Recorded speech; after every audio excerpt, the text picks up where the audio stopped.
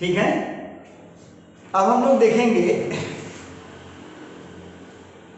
कि भाई application of Gauss's theorem क्या है। इसका एप्लीकेशन काफी यूजफुल है।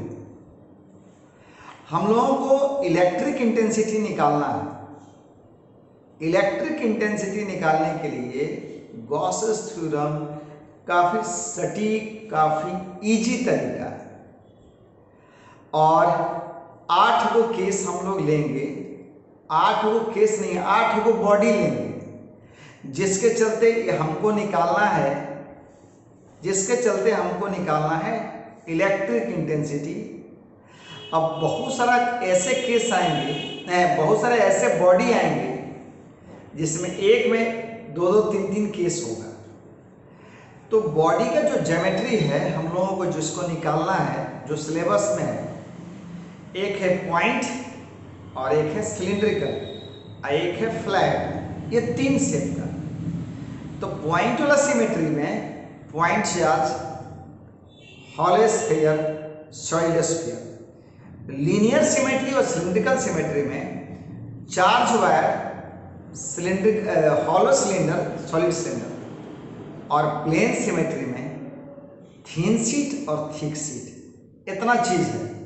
और हम देखेंगे कि एक एक में एक से ज्यादा केस है, किसी किसी में एक से ज्यादा है, 2-2 है, 3-3 केस है सब। ठीक। तो अब हम आते हैं application of Gauss's theorem. Application of Gauss's theorem. तो पहला एप्लीकेशन है electric intensity at a point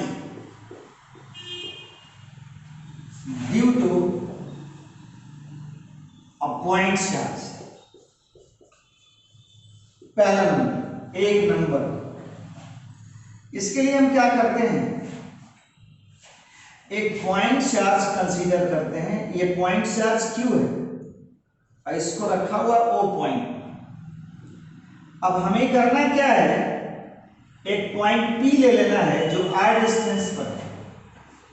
एक पॉइंट P लेना है जो R डिस्टेंस पर है O से, जहां हमें क्या करनी है, इंटेंसिटी निकालनी है।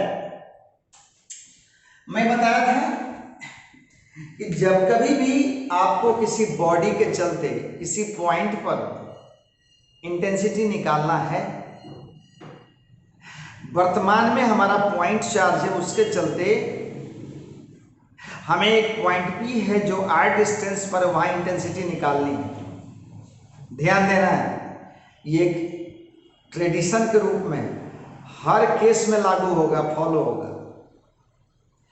अब हमें क्या करना होगा, एक हाइपोथेटिकल सरफेस लेना होगा, एक काल्पनिक सतह लेना होगा जो उस चार्ज बॉडी को ठीक ढंग से ढक दे।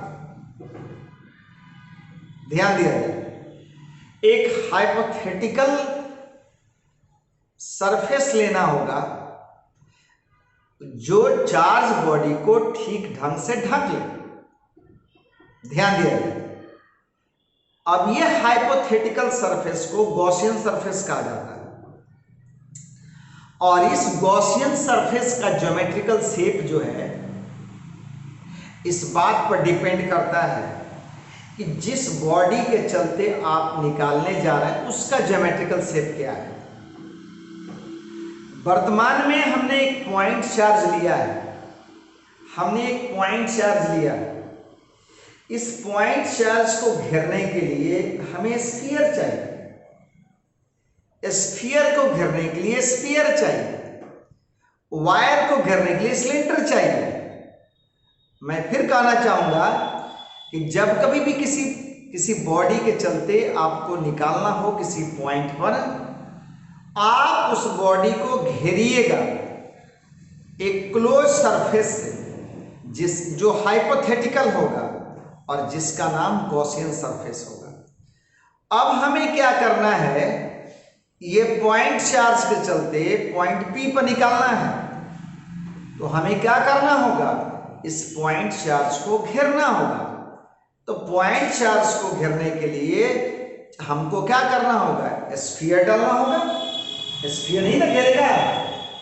और इस पॉइंट चार्ज को घेरने के लिए हमें क्या लेना होगा, एक स्फीयर लेना होगा। ये पूरी तरह से काल्पनिक है और इसी का नाम क्या है, गॉसियन स्फीयर है, गॉसियन सरफेस है।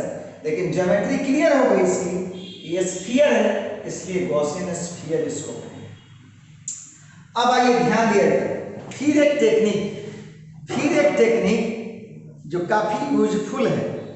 क्या यूजफुल है कि जब कभी भी हम सरफेस को बनाएंगे तो हमारी टेक्निक यही होनी चाहिए, हमारा टेक्निक यही होना चाहिए कि जिस पॉइंट पर हम निकालने जा रहे हैं इंटेंसिटी, वो क्या करे, उस गॉसियन सरफेस पर पड़े। वो क्या करे, उस गॉसियन सरफेस के ऊपर अवस्थित हो, लाई करे। फिर सुना आपने कि construct A Gaussian surface so that point P where intensity is to be found lies on its surface. Construct a Gaussian surface so that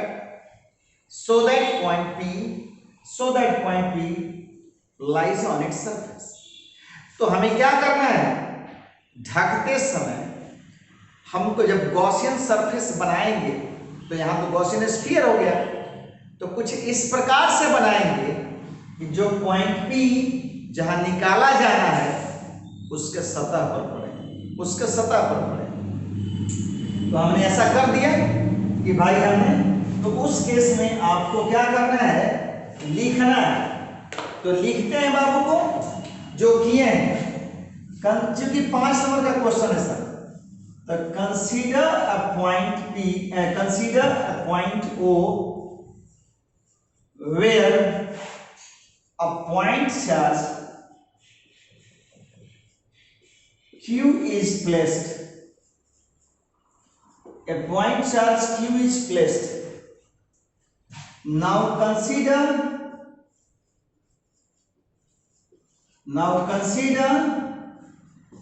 a point. Now consider a point P where intensity, consider a point P which is at a distance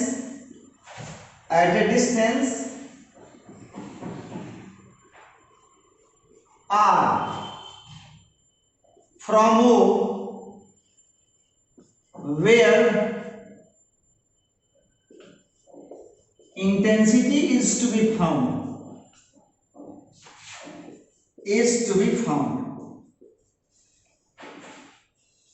Where intensity is to be found. अब दरअसल क्या करना है, now construct a Gaussian sphere. Now construct a Gaussian sphere.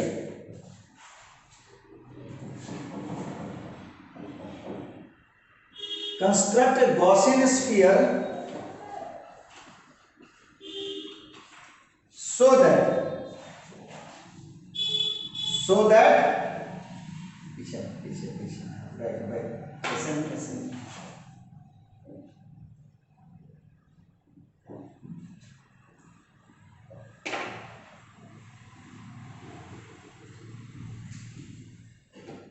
consider a Gaussian sphere so that, now construct a Gaussian sphere so that point P lies on its surface.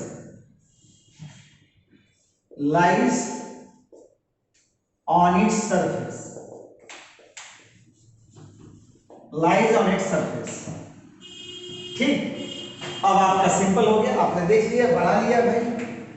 अब क्या देख रहे हैं आप, हो गया।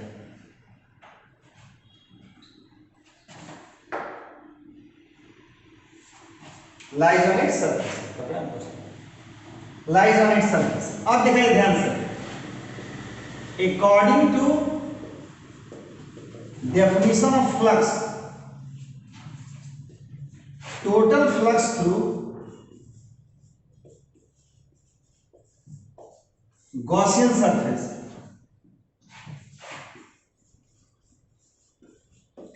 Gaussian surface phi equal to क्या होगा, E A। ये हो गया क्या चीज, equation 1।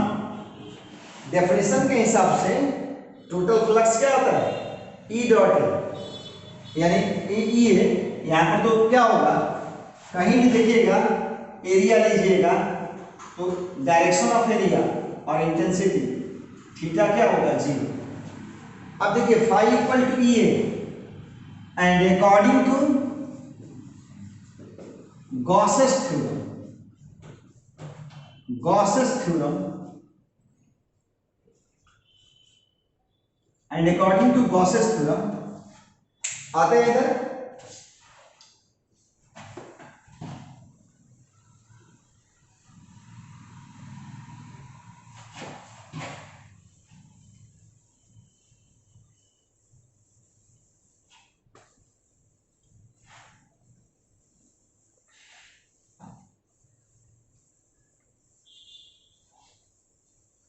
according to Gauss's theorem, total flux through, according to Gauss's theorem, total flux through Gaussian sphere is,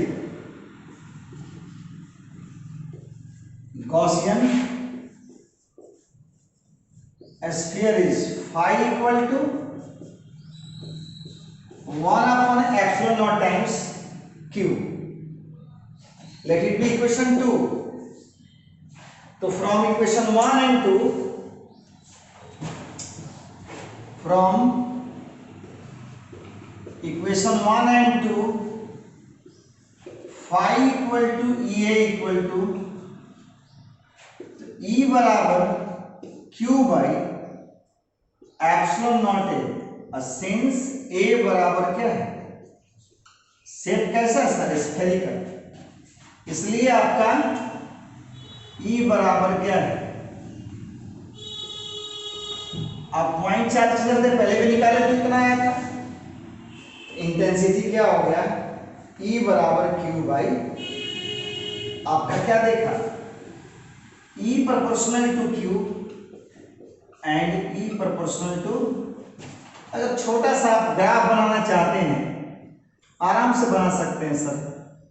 ये स्ट्रेट लाइन होगा किसके लिए, Q के लिए, इसके लिए E Q, ये E प्रोपोर्शनल टू Q, और tan थीटा इसका क्या होगा, तो tan थीटा जो होगा वो आप देखिए ध्यान से, यहां ध्यान दीजिएगा, Q को आप सेपरेट कर दिए तो 1 अपॉन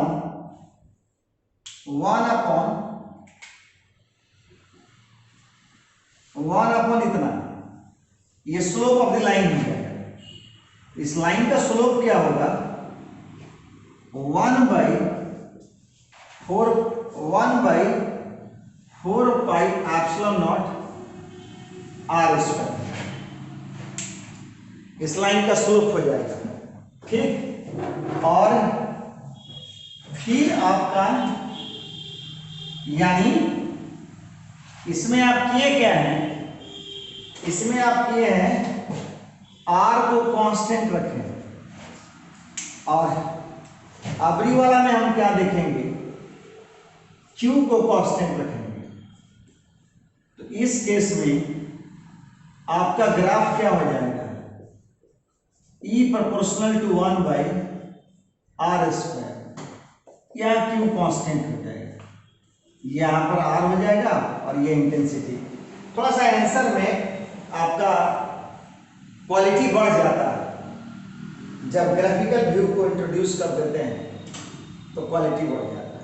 तो हमने पहला देख लिया सर, पहला हमने देख लिया कि इलेक्ट्रिक इंटेंसिटी पॉइंट चार्ज के चलते किसी पॉइंट पर क्या होगा।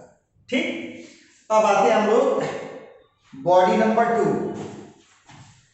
बॉडी नंबर 2 क्या है? तो बॉडी नंबर 2 है electric intensity at a point due to charge hollow sphere. Electric intensity at a point due to charge hollow sphere. Electric intensity at a point, दूसरा है sir electric intensity at a point due to charged hollow sphere. Electric intensity at a point due to charged hollow sphere. अब इसमें case है, 3 case है। पहला है if point P lies outside. आइए देखते हैं, हमने क्या किया, एक चार्ज हॉलो स्फीयर ले लिया, एक चार्ज हॉलो स्फीयर ले लिया, चार्ज क्यू दे दिया, इस हॉलो स्फीयर का रेडियस आर मान लिया। तो आपने लिखा है point P lies outside. Outside का मतलब आपका अब बाहर पॉइंट P लाई कर रहा है। पॉइंट P कहां लाई कर रहा है? बाहर। ये डिस्टेंस जो है R है। ठीक, आपने क्या किया, एक चार्ज हॉलो स्फीयर ले लिया जिसका रेडियस R है और इसके सेंटर से एक पॉइंट P है बाहर में जो कि R डिस्टेंस पर है। वहां आपको इंटेंसिटी निकालना है, वहां आपको इंटेंसिटी निकालना। तो सर क्या करेंगे? तो हम पहले तो इस चीज को हम लोग लिख देते हैं। तो लिख देते हैं इसमें कि consider a charge hollow sphere of radius r. Consider a charged hollow sphere of radius r, capital R, on which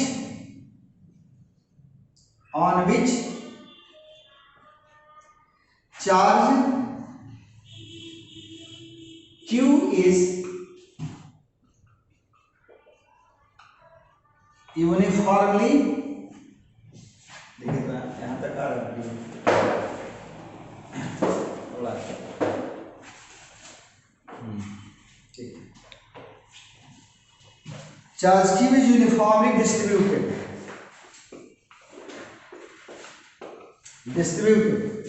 charge q is uniformly distributed। ठीक, आपने देख लिया। अब हमें क्या करना है, consider a point P। Now consider a point P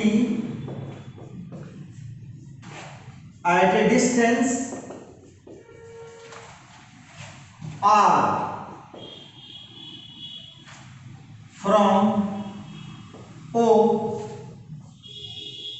where intensity is to be found।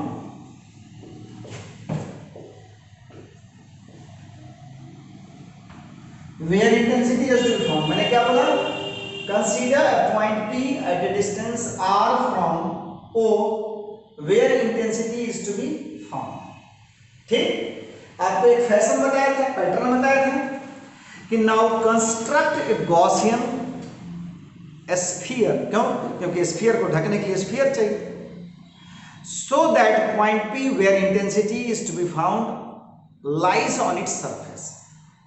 आपको क्या करना है, इसको ढकना है, स्फीयर को ढकने के लिए स्फीयर चाहिए। अब क्या करना है आपको, आपको कुछ इस प्रकार से स्फीयर बनाना है, गॉसियन स्फीयर, ताकि ये पॉइंट पी उसी पर अवस्थित हो, उसी पर लाई करे। हम लोग क्या करते हैं भाई, हम लोग क्या करते हैं वैसा ही करते हैं सर। ये आपका क्या हो गया, गॉसियन स्फीयर हो गया। हमने गॉसियन स्फीयर बना लिया और इस प्रकार से बनाया, ये पॉइंट पी जो है इसी पर लाई कर रहा है, इसी पर लाई कर रहा है। ठीक, अब सर क्या कर रहे हैं सर, तो नाउ अब बार बार ये लिखना नहीं है सर, कंस्ट्रक्ट ए गॉसियन स्फीयर, वो आपका दिमाग में आ गया सर, समझ में आ गया। हाँ, आप एग्जाम में लिख दीजिएगा जरूर, क्योंकि बार बार रिपीट होगा। चलिए इस बार लिख देते हैं, now construct A Gaussian sphere,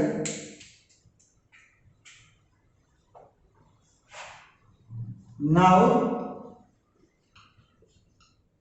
construct a Gaussian sphere so that point P lies on its surface। आपको कुछ इस प्रकार से गॉसियन स्फीयर बनाना है ताकि ये पॉइंट भी इसके सरफेस पर लाई करे। ठीक, अब हम लोग क्या करेंगे भाई, क्या करेंगे भाई, देखिए तो according to definition of flux, flux total flux through Gaussian sphere phi equal to E into A,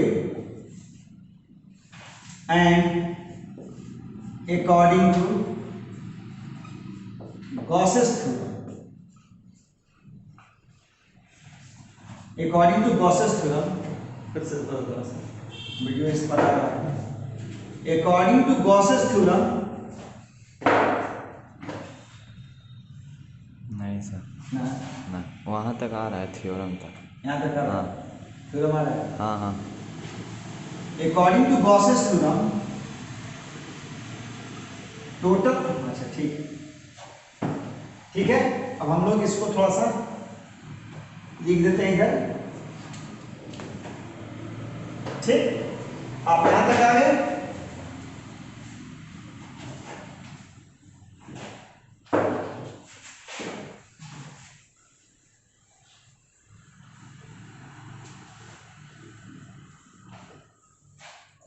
आइए ध्यान से, तो कह रहा sir according to Gauss's theorem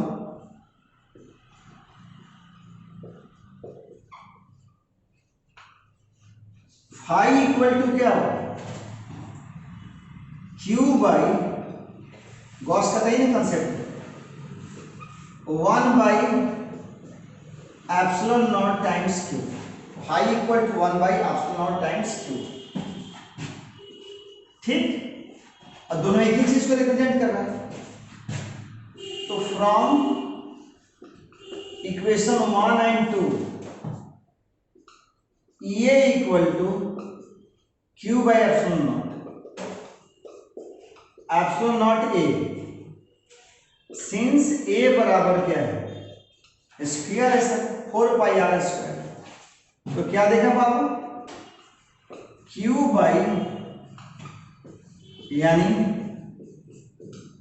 ये आपको कैसा देखने को मिला, थोड़ा देर पहले हम लोग पॉइंट चार्ज के चलते निकाले थे, तो हम लोग क्या देखे कि जब पॉइंट पी स्फीयर से बाहर है तो ये स्फीयर कैसा बिहेव किया, पॉइंट चार्ज के जैसा, ये स्फीयर कैसा बिहेव किया, पॉइंट चार्ज के जैसा। यानी हम कह सकते हैं for an external point, या for a point lies outside, for a point lies outside the sphere, it behaves like a point charge placed at its center। Gravitation में भी आप देखे थे, तो हम लोग एक नोट लिख सकते हैं यहां पर, for a point lies outside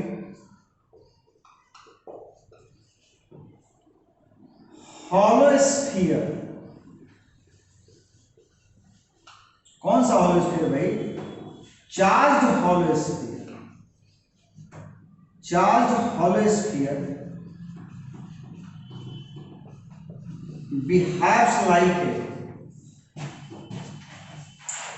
behaves like a point charge placed at its center। Behaves like a point charge placed at its center। आपने देख लिया, और यहां भी दिखाया कि इंटेंसिटी जो है प्रोपोर्शनल टू 1/r², जैसा कि पॉइंट चार्ज में आया। अब हम लोग इसी में केस 2 लेंगे। बॉडी वही रहेगा, केस बदलेगा, और ये केस क्या रहेगा? यदि ये पॉइंट चार्ज जो है, यदि ये पॉइंट P जो है इसके सरफेस पर लाई करे, हमको हालांकि मिटाना नहीं चाहिए था, इसलिए कि रिपीट होगा, यही चीज रिपीट होगा। तो केस 2 में कह रहा है कि point P lies at the surface, यानी R=R, ये आपका चार्ज हॉलो स्फीयर है, इस पर आपने चार्ज Q दिया है, और केस आपका कह रहा है कि पॉइंट P भी इसी पर लाई करेगा। तो हैबिट तो वही है सर, आपको क्या करना है? गॉसियन स्फीयर बनाना है। अब कुछ ऐसा बनाना है कि पॉइंट P उसी पर लाई करे। That is in this case Gaussian sphere exactly coincides, exactly match with the charge sphere. ठीक ढकेगा, ठीक उसी पर ओवरलैप कर जाएगा। कौन सा? तो आप कह सकते हो कि इन दिस केस गॉसियन स्फीयर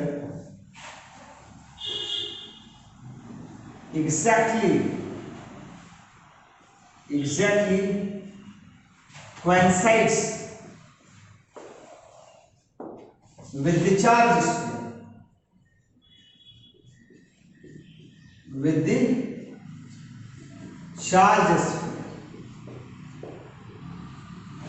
तो एक और चार्ज स्फीयर, ये गॉसियन स्फीयर एग्जैक्टली मैच कर गया इसी से। अब देखिए ध्यान से, फिर वही कथा, according to definition of flux, flux through Gaussian sphere,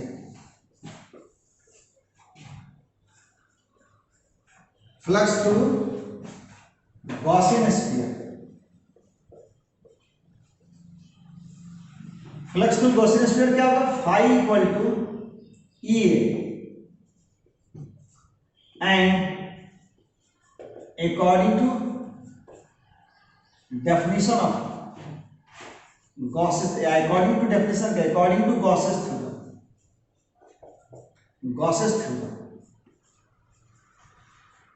phi equal to Q by epsilon naught। तो from इक्वेशन 1 and 2 क्या देगा? phi equal to EA Q by epsilon naught, और Q by epsilon naught है, चूंकि ए area इसका क्या होगा sir? Sphere है, तो एरिया क्या हो जाएगा? 4πr²। तो आपका क्या होगा? फाइनली E, तो E बराबर क्या हो जाएगा आपका? Q by 4π epsilon naught capital R²। तो पिछला वाला केस में खाली small r equal to capital R लिख सकते हैं शॉर्टकट में। इफ क्या है? In this case r equal to R, तो तो आपका क्या हो गया, दूसरा केस हो गया। तीसरा केस क्या करता है,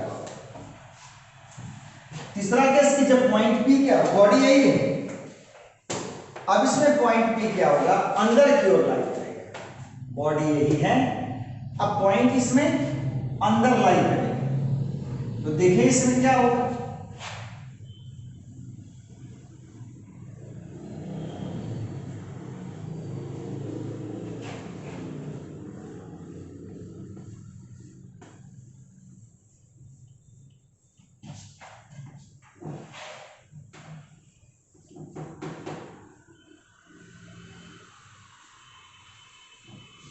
थर्ड केस में देखिए इसका, और थर्ड केस क्या है, सी में, if point P lies inside, if point P lies inside, inside lie करेगा तो क्या होगा, यानी आर लेस देन आर। अब देखो ध्यान से, हमने क्या किया, हमने क्या किया, एक चार्ज हॉलो स्फीयर लिए, क्यू इस पर दे दिया चार्ज, ये रेडियस आर, अब आपका पॉइंट कहां है सर, अंदर में, ये डिस्टेंस क्या है सर, आर। आपको बताया था कि आपको बताया था क्या करना है सर, गॉसियन स्फीयर बनाना, ताकि ये पॉइंट भी उसी पर लाई करे। अब तो आपको स्वभावतः ये दिखाई दिया होगा, स्वभावतः दिखाई दिया होगा कि भाई इस गॉसियन स्फीयर के अंदर तो कोई चार्ज है ही नहीं, तो सर वही सारा चीज हम लिख देते हैं, या फिर सिंपली लिख देते हैं, सिंस दिस गॉसियन स्फीयर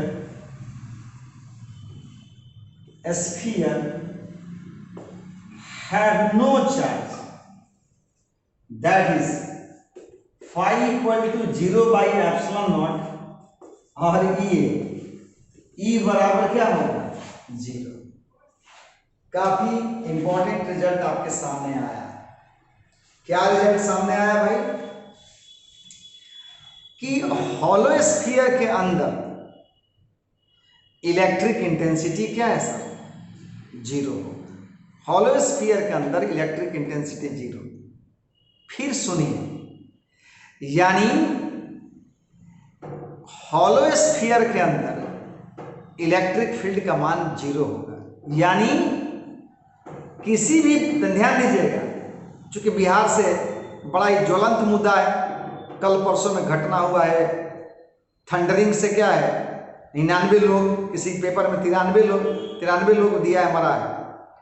ध्यान देना है, किसी भी चीज को अगर बाहरी इलेक्ट्रिक फील्ड से बचा के रखना है तो उसको कहां ले जाकर रखेंगे, हॉलो स्फीयर के अंदर। तो बिहार सरकार एक विज्ञापन दे रहा है, अगर आप गाड़ी से जा रहे हैं, थंडरिंग का केस हो, बगल में मंदिर है, रोड के बगल में मंदिर है, तो भूल कर भी आप गाड़ी से निकल के मंदिर के पास नहीं जाएं, क्योंकि मंदिर पर ही गिरेगा, क्योंकि उसमें क्या होगा, गुंबद नुमा रहता है, एंटीना का काम करेगा, और उस केस में आपका डिस्चार्ज होगा और ब्रेकडाउन होगा सर।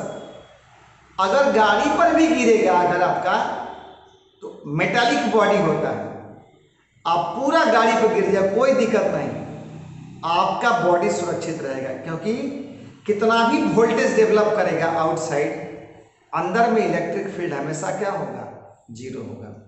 इसलिए आप गाड़ी से जा रहे हो तो उस केस में, थंडरिंग के केस में गाड़ी में ही बैठे रहें, आप पूरी तरह से सेफ हैं। अब फिर सुना जाए, यानी जिस किसी चीज को भी आपको क्या करना है, इलेक्ट्रिक फील्ड से बचा के रखना है, उसको हॉलो स्फीयर के अंदर डाल दीजिए। आगे हम बताएंगे और भी बॉडी मिलेगा, लेकिन हम अभी यही कहेंगे हॉलो स्फीयर के अंदर डाल दीजिए, यानी इलेक्ट्रोस्टैटिक शील्डिंग भी कहा जाता है। क्वेश्चन 1 नंबर का पूछता है, what do you mean by electrostatic shielding. तो a body placed inside hollow sphere is electrically sealed from outside, वो क्या करेगा सर, बाहर से इलेक्ट्रिकली क्या होगा, शील्ड होगा।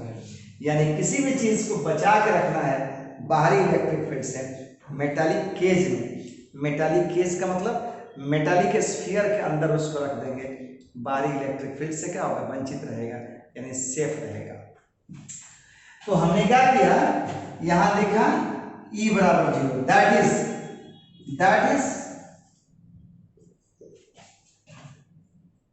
space inside a hollow sphere, charged hollow sphere, a charged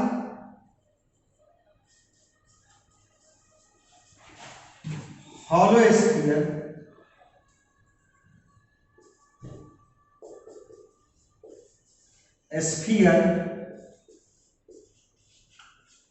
is electrically shielded.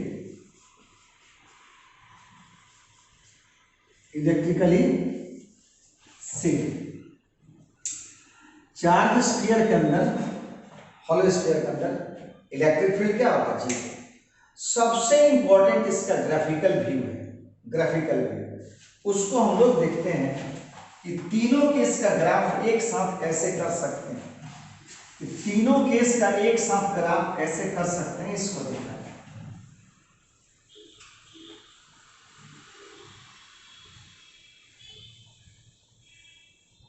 तो ग्राफिकल व्यू देखिए इसका,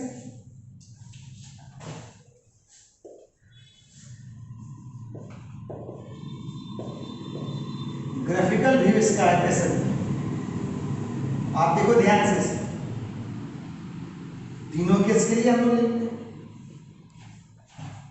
अब यहां पर देखेंगे R ग्रेटर देन, जब R था, R का वैल्यू जब ग्रेटर देन R था, बाहर थे, तो इसका स्लोप कैसा था सर, वेरिएशन 1/r², इन्फिनिटी पर जाके 0, R इन्फिनिटी तो ये 0 हो जाएगा।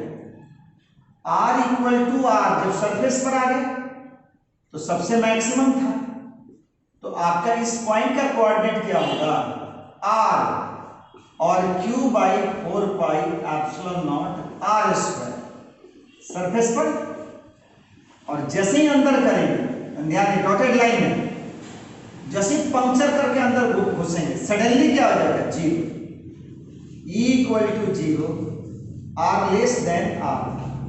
देखिए तो मैक्सिमम कहाँ हुआ, सरफेस पर, सरफेस से बाहर गए तो घटते गया 1/r² के हिसाब से, और जैसे ही पंक्चर करके अंदर घुसे सडनली क्या हो गया, 0। ये आपका ग्राफिकल व्यू काफी इंपॉर्टेंट है एग्जाम के लिए, कॉम्पिटिटिव एग्जाम के लिए, जो ऑब्जेक्टिव क्वेश्चन आएगा, ठीक है। अब इसके बाद हम नेक्स्ट में देख रहे हैं दूसरा बॉडी का